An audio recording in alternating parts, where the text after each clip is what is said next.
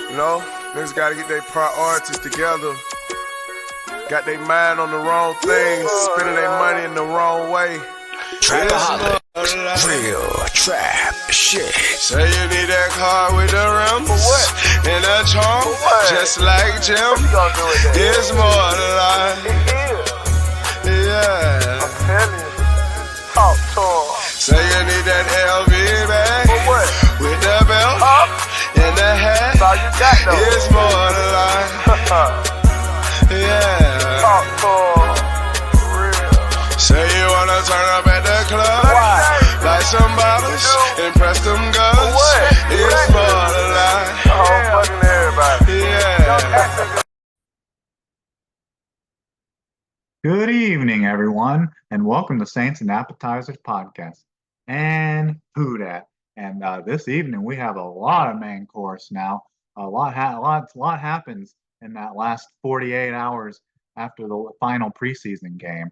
But we'll just skim over the final preseason game, the 30-27 loss to the Tennessee Titans.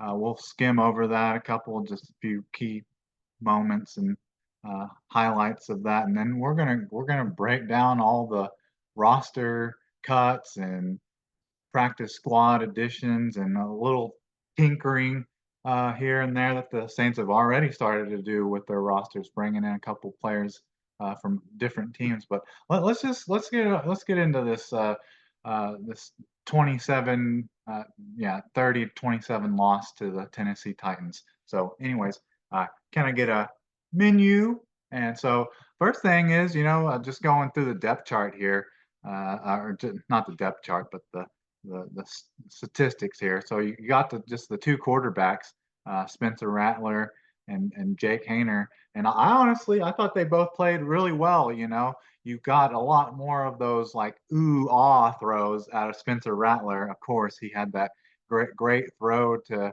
Equinemius St. Brown for a touchdown. It was like a 21-yard touchdown, and then he had another play that set him up for a touchdown, put him inside the 5-yard line with a 43-yard deep ball to A.T. Perry. So you get a lot more of that ooh and ah, and man, that's like high level quality NFL type throws. You don't get quite as much of that from Jake Haener. He's just he's solid. He's solid, which is kind of nice way of saying like he's solid, doesn't make a lot of mistakes, doesn't turn the ball over and stuff like that, but he doesn't make those wow and whoa and ooh ah type of throws, which that kind of sets a player up, and especially a quarterback kind of sets them up for their careers, probably just being a backup. So really after Sunday's game against the Titans, I don't really see how you could. If you think Dennis Allen's still saying that it's still an open competition for the 2 and the 3 spot, whatever the hell that means. And I mean, it doesn't really matter, I guess, until unless Derek Carr gets hurt. It doesn't really matter who's labeled the second or the third string. It's not like the second stringer gets a whole lot more snaps and practice opportunity reps than the third stringer, because most of all the practice reps are going to your starter, so that doesn't really matter anyways. But just from seeing it, they both I don't know if I've ever seen a preseason game where they were alternating drives. They come in for 2 drives and then they come out and then they come back in for 2 drives. I don't know if I've ever seen players get alternated in the preseason like that before, so that was something new. But it must have not have helped Dennis Allen and the Saints make their decision of who their clear cut backup is now. But just go through the numbers. They basically had like the same amount of like attempts and completions, but you get the average is a lot higher with Spencer Rattler, even though neither one of them, their completion percentage was very good. I think they had quite a few drops in this game. Let's see if I can pull up targets. Yeah, they had at least 4 or 5 drops in this game, both Spencer Rattler total. But Spencer Rattler, he was 7 for 13 for 105 yards of touchdowns and 106.3. So I mean, there's not a whole lot to not to love about that. And the completion percentage isn't real good. But like I said, there's two like just why just straight up just drops that he had. And Jake Hayner dealing with basically the same thing, but he doesn't have the average. Didn't have a touchdown either, which helps your rating a whole lot as well. But he was just 8 for 17 for 87 yards, no touchdowns, no interception, and just a 62.6 quarterback rating. So I mean, I just all I just don't know there's not to love about the Saints quarterback situation. I mean, the only way it could be any better is if they had a 30-year-old Drew Brees in the QB room. But besides that, and maybe when it was Drew Brees, Taysom Hill, and Teddy Bridgewater a couple of years back. What was that? Back in like 2019?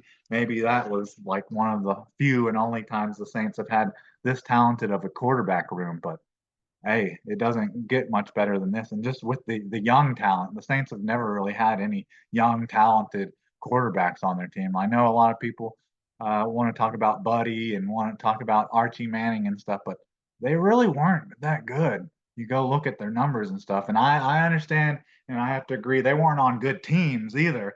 But if they were so amazing or they're such high talented quarterbacks or whatever, you think they maybe balance those teams out a little bit. But they never put up good numbers either on the bad teams that they were. All right, so that's the that's the quarterbacks. So we know about Spencer Rattler, Jake Haener. We like both of them. So it's no big deal the fact that they're going to have to keep uh, three quarterbacks anyways, and four if you include Taysom Hill. But he looked like he was more of a running back, fullback, tight end than he was any type of quarterback reps. All right. So now it's onto the running game, the rushing game.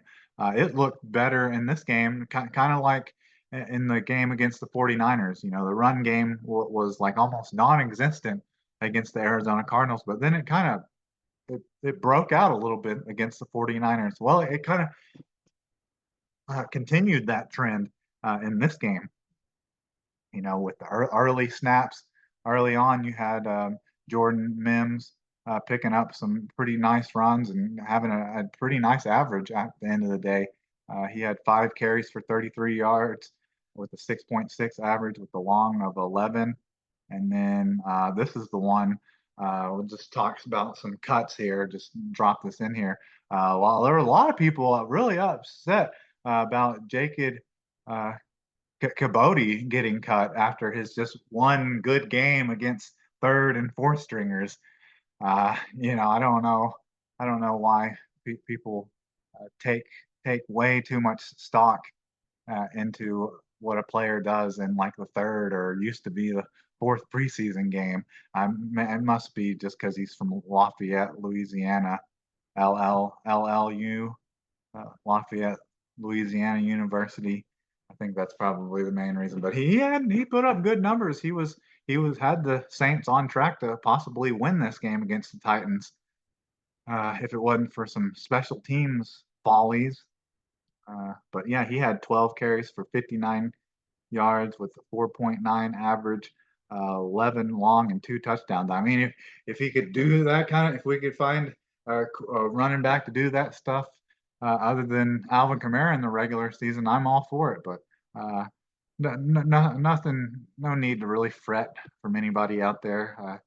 Jacob Cabody, he was safely added to the practice squad, and there really wasn't much out of anyone else. But I just like to see the good averages and just the amount of attempts that they run. All right, so then on to receiving. We talked a little bit already about A.T. Perry and Equinemius St. Brown. Those were like your two like main guys that really laid it out there for mostly Spencer Rattler because he connected with he hooked up with both of them on pretty long connections. A 43-yard pass put him in the inside the 5 yard line with A.T. Perry, and a 21 yard just dropped right in the bucket in the back corner of the end zone on a uh, up and go route. See, and so Equinemius, that was a 21 yard touchdown, and A.T. Perry had 2 catches for 67 yards with a 33.5 average off of 5 targets, and then Equinemius St. Brown had 3 for 40 with a 13.3 with a 21 yard, and then the 1 touchdown off of 4 targets, and then Bud Memes had a couple catches, which that's nice to see a Saints draft pick getting a couple catches, and then even Stanley Morgan Jr. had 3 catches for 34 yards for 19 long and off of 3 targets. Didn't see any of the Saints hopefully healthy Chris Olave and Rashid Shaheed, but hopefully we got a strong number 3 and know what we're doing with the depth behind Rashid Shaheed and Chris Olave. But there's some people that are kind of really down on A.T. Perry, and then there's people like me that are like, I don't know why he's even still fighting for his job. I thought it's pretty clear that he's the third receiver. All right. Now then to kicking, on to the special teams here a little bit. So it looks like, just seems like within like the last week or so of practice, and then this this and then this game, it seems like Blake Grupe just kind of took control and took a hold of the reins of the kicking position, because you're hearing about him making like 50-yarders and then all the short intermediate kicks in practice for the last week leading up to this preseason game against the Titans. Then he comes out and has a perfect game against the Titans where he's 2 for 2 on field goal attempts with a long of 54 yards, and then he's perfect on the extra points, 3 for 3 on extra points. So he just took control of that position, the kicking position. And I mean, I honestly have more confidence going into the season going with the kicker was a rookie last year than the guy that's a rookie this year and has never played professional football and has only been punting football for like a year. I think I'd rather go with the guy that was here last year. And honestly, as a rookie kicker, there's a couple follies and a couple misses throughout the season that may have cost the Saints the playoffs. But honestly, as just rookie kicker numbers, his numbers were pretty nice, pretty good actually. It was like somewhere like in the 80% range. He was like 30 of 37 or something in his on his kicks. So I mean, he could have been a whole lot worse. I think people just really highlight and megacept over the miss that basically kind of cost the Saints the playoffs against the Green Bay Packers. But yeah, so we know that, and then there's an exempt spot anyways for the UK foreign players anyway, so it didn't really matter. It's not like someone was going to come and steal Charlie Smith away from the Saints anyways. They had a free opening spot on their practice squad that doesn't take up a spot unless you're obviously from the UK. And then punting, this finally, I think it was the final freaking nail in the coffin. The Saints had an opportunity to win this game. They were up by 4, I think, in this game with just 2 minutes left, and they're backed up like inside their own 5-yard line, and freaking Lou Headley has like a punt. It must have been only like a 40-yard punt, like 40 or 39-yard punt. Yeah, it was less than a 40. Yeah, it must have been like 43 or a 4, and it did, and it was a line drive. So like the returner like fielded it like at the 50, like on the run. So he was like already running and then caught it at the 50, and then hell, like by that point they were already like in field goal range. They started the drive at like the 40-yard line, the Saints 40-yard line. So I'm done. I think I'm done with Lou Headley, who I thought with the prior games and the first game against Arizona, I saw that he was kicking the ball. He was punting it just normal NFL style instead of like rolling out of the pocket and doing it Australian style. And I thought he had a pretty good game in the first game against Arizona, but just looked awful these last two games. And then basically, if this would have been a regular season game against the Tennessee Titans, I'm telling you, everyone would be jumping on Lou Headley for basically losing them the game because they had a 4-point lead and he punts it away and they basically start the drive at the Saints 40-yard line. Only had 40 yards to go to take the lead back. So yeah, I think I'm good with the rookie, the rookie, the rookie Matthew Hayball getting the job here because he actually had a punt of 50 yards. You not hardly ever see punts go that long, far with Lou Headley, and the average was 48 and a half. So he's up up there in that 45 and and longer with his average was what you want, and actually had one inside the 10. But yeah, so I'm good. I'm good with the kicker and punter situation right now until you can maybe ask me that question again after week one possibly. And then with the defense, none of the defensive starters started at all, and just their backups and stuff for basically the first half just looked awful. Couldn't even get a stop to get a punt. They only forced two punts in this entire game, and then they were lucky to have got a. I think they recovered a fumble. Milton Millard Bradford recovered a fumble, and were the only three times they were actually even able to stop the Titans. So I don't know what that says about the Saints' defensive depth or what, but yeah, they didn't look overly impressive on defense in this last game of the season. But so there's your last preseason game. I don't know really a whole lot you can take from it other than the the the the riot, the mania. Spencer Rattler mania is off the charts now, and uh, just looking at a few players and stuff here cut and then going over the cuts and then going over the practice squads. It doesn't look like the Saints lost anyone to waiver wire or players uh, like practice squad players that they were wanting, people putting on their actual rosters or anything. Didn't see anything like that, but you saw some additions and people that they kept on the actual 53 that may have got people a little frustrated. I don't know. So just with the undrafted free agents, there's a couple undrafted free agents. So a lot of times people say you keep an undrafted free agents on your team, that means you must not be drafting very well. But I mean, one of them is we already talked about the punter Matthew Hayball. So I mean, how often do teams really draft uh, a punter in the fifth round or up? Not very likely. And then the Saints have just had a revolving door at tight end. So that's I don't and they haven't drafted one. I can't remember the last time the Saints even drafted a tight end. So you can't really say that about that.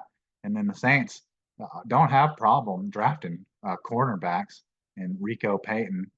And so that's Dylan Holker, the tight end, and then cornerback Rico Payton. And then I get the only one which they have attempted to draft some receivers here and there and stuff would be Mason Tipton. So he's an undrafted free agent. But out of all those, out of these four, that's the one that surprises me the most is Mason Tipton because I mean it was just like what first uh, OTAs and then first week of training camp and stuff. He was there was what Twitter X videos showing him catching like deep passes and stuff in practice from Spencer Rattler, and then you heard about that like he was your training camp darling for like the first week, and then he just I guess he got hurt and never saw or heard from him again. But I guess that was enough for him to make the team. But there's a couple of players that I guess people were made the team over other players, I guess. So Kendra Miller, just because he didn't basically he got hurt like in the first day of training camp, and never seen him again. Isaiah Foskey, and let's see, Isaiah Foskey. I'm trying to think of who the other ones were. But those are players that were drafted just last year, and then the second and the third round. So I can kind of understand why those two players uh, made it over some of these other players that they were able to get on their practice squad anyway. So it doesn't really matter a whole lot, but definitely people feel they haven't seen enough out of Isaiah Foskey or Kendra Miller. That they would think that there's some other players on the practice squad that deserve to be on their team more. But I mean, they're just players just because of where they were drafted. If the Saints were to cut them, unlike these players that they were able to put on their practice squad, some other team would have picked them up off the waiver. So I think it worked out well so far. We'll have to see how it builds up. But I mean, the Saints didn't lose anyone to waiver claims or to anyone else's practice squad. I'll go over uh, the Saints practice squad. They filled their practice squad. They may have like one spot left, but I'll go over it here. So Jonathan Abrams, so he's on their practice squad. So the Saints were able to get him back to their practice squad. A lot of people probably when he first got cut yesterday were wondering like why are they cutting obviously arguably your flip flop your starter at safety. You know, it could either be him or Jordan Howding. They're kind of like 1A 1B when it comes to that. So cutting him definitely, I'm sure, ruffled some feathers. And then Hugo Amadi, same thing, another your safety depth. And he was on your team like all last year and started a couple of games last year. So people definitely got their feathers ruffled a little bit over the moving around of Hugo Amadi and Jonathan Abram, but they were able to sign both of them back. And who knows, after week one, they may sign one of these guys to the active roster. They just don't want to have to guarantee any of their contracts for any of these veteran minimums. And then wide receiver, they were able to get Kevin Austin Jr., wide receiver. And then not more safety depth, Millard Bradford, safety, who was the safety that recovered that fumble in the Titans. That was like in the second quarter, which led to them being able to tie that game 13-13. That was actually a really good game, besides the fact that the Saints decided to play like no defense at all. If the Saints would have, if uh, if Lou Headley could have had a decent punt there at the end and the Saints could have got a stop, that would have been actually a pretty fun game. It was a fun game to watch. So that's your safety depth. They were able to get all their guys back, and then tackle Josiah Izareem, tight end Mason Fairchild, guard Kyle Hergel, linebacker Khalid Hudson, tight end Michael Jacobson. Then that might be the first the first player on this list here that I could think like there really weren't any other better tight ends out there or just players in general than Michael Jacobson, who had like 2 drops in the game against Titan, 2 drops and 2 like false starts or holding calls in that game. Like he's lucky to have any type of job in the NFL after the game that Michael Jacobson had. And then we were able to get him back. I'm sure like I said, this upset a lot of people. Was Jacob Kabodi not making the 53, but he's a rookie from Louisiana, Lafayette. He's on the practice squad. I wouldn't have to worry too much about any teams trying to sign a 25-year-old rookie off of a team's practice squad.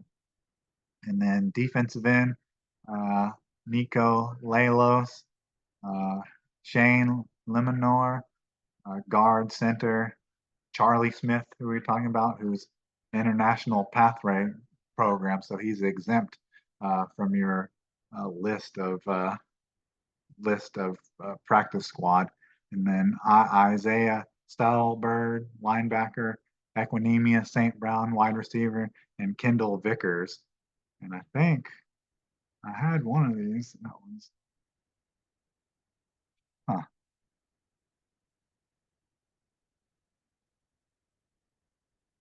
Yeah, I thought one of these tight ends, tight ends from the Vikings, Saints, Saints added.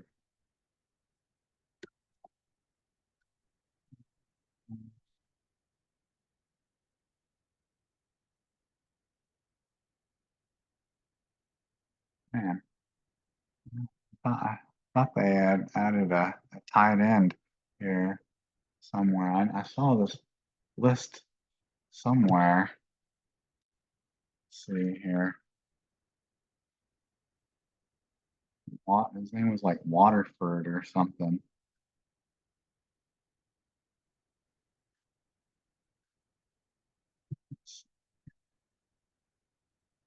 He's on that list, but he wasn't.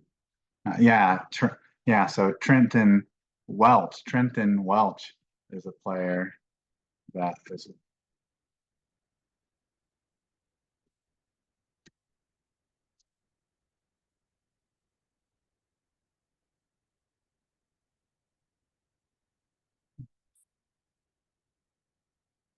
Trayton Welch is a tight end that the Saints, one of the few players that they actually got off of another team, if I can find him. So he came from the Cleveland Browns.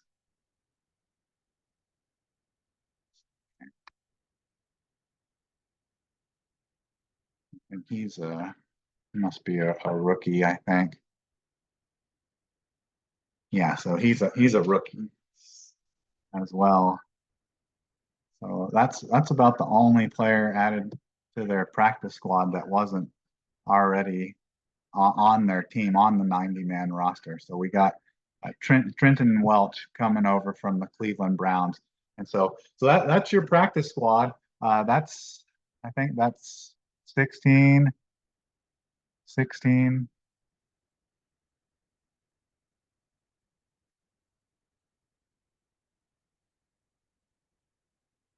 So that's 16, including Charlie Smith, but I think he's exempt. So I think they have one more practice squad spot. So that's their practice squad, and that's their 53-man roster. And then they've done some tinkering even with the 53-man roster. And this is a surprising name I'm seeing, and this is a Kina Wanwu Wa. Wahanu, Kina Wahanu, from the Vikings, who was like an All-Pro return man last year, and he's listed as a running back. So Kina Wahanwu. So it's just funny seeing that name because he was like a Pro Bowler back around the time Rashid Shaheed and stuff was a Pro Bowler. And this guy, he's only 26 years old and was drafted in 2021, I believe. So he's still young. So and he had what last 3 seasons he's had like 3 kickoff returns for touchdowns, and he was my kickoff return player several times when playing Madden Mobile. So that's why the name's familiar to me, and I think this is a good signing. Adding an All-Pro return man to your team, which helps with the fact that you have such bad depth at wide receiver, so you don't have to risk Rashid Shaheed out there on kick returns anymore. You can literally have another All-Pro kick returner and Kina Wahanwu instead. So that I love that. Yeah, I probably would have loved to have seen an offensive lineman or a safety or a wide receiver added, but they're scraping the bottom of the barrel at this point. So seeing names that are familiar at all is I think more than enough to ask.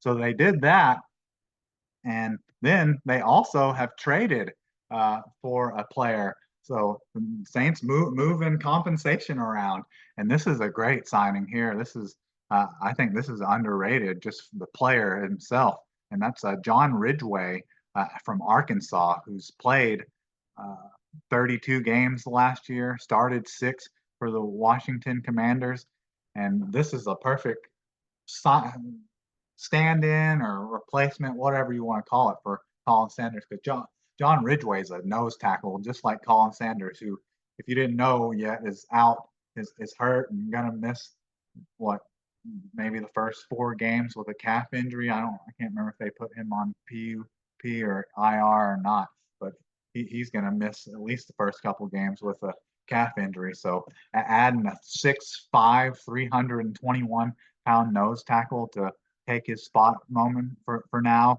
I think that's a good addition. And he's put up numbers. He's obviously at 6'5", what, 230, yeah, 221. He's not really a pass rusher. He's a space eater. He's a nose tackle, a run stopper. I think that's a good option. And then giving up a 6th-round pick, and he was originally a 5th-round pick, so I don't see where you're having any real losses there. But in his 2 seasons and 32 games, 6 starts, he's had 2 pass deflections, a forced fumble, 55 tackles, 25 solo, 30 assists. So you see he's got more assist tackles than solo. So that tells me he's just eating up space and dragging people down there in the trenches is all that is. But I like that. I like that signing, especially for what they had to give up for him as well. So that's what the Saints have done. They've make it tinkering with their roster. They've made cuts, and they didn't lose any. They didn't lose out on anyone that was already on their 90-man roster that cut down to 53. They were able to retain everyone on their practice squad momentarily, and I love the addition of Keena and John Ridgway. I really cannot believe they got that Keena Wahunwu.